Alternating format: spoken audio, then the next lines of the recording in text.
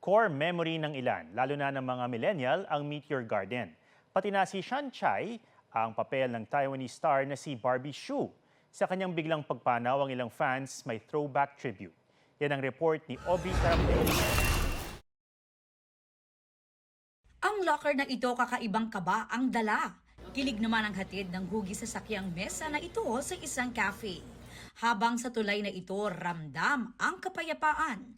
Ang mga yan, bahagi na raw ng core memories ni Sanchai, ang karakter sa Meteor Garden na binigyang buhay ng namayapang Taiwanese superstar na si Barbie Hsu. Dahil kasing edad ni Ched Oliva si Barbie, malalim daw ang hugot niya sa serye.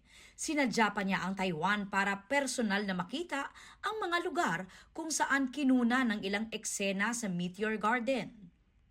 Maging si Ben, ibinahagi ang ibang hatak daw na naidulot sa kanya ng serye at ng heroine nitong si Sanchai.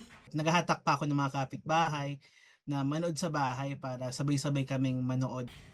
Kaya sa first solo trip niya, binisita niya ang iconic spots sa National Chung Cheng University sa Taiwan. Kasama doon yung library, yung admin office, yung fountain sa gitna ng campus, pati yung gymnasium. Ayan si Barbie Hsu.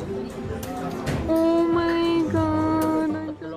Pero si Victoria Pendatun, masasabing valedictorian sa pagiging fan ng serye.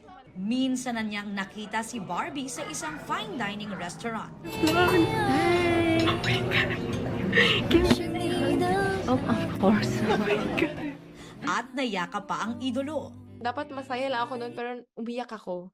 Umiyak ako kasi I was so happy, very welcoming and very humble. Para sa kanila, na mayapa man ang sinubaybayan nilang idolo, ipinamana naman sa kanila ni Barbie Hsu ang pagkataong kaibig-ibig, matapang at may positibong pananaw na patuloy nilang isinasabuhay.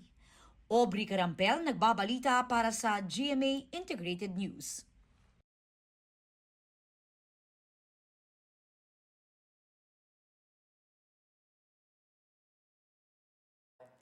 Huwag magpahuli sa mga balitang dapat niyong malaman. Mag-subscribe na sa GMA Integrated News sa YouTube.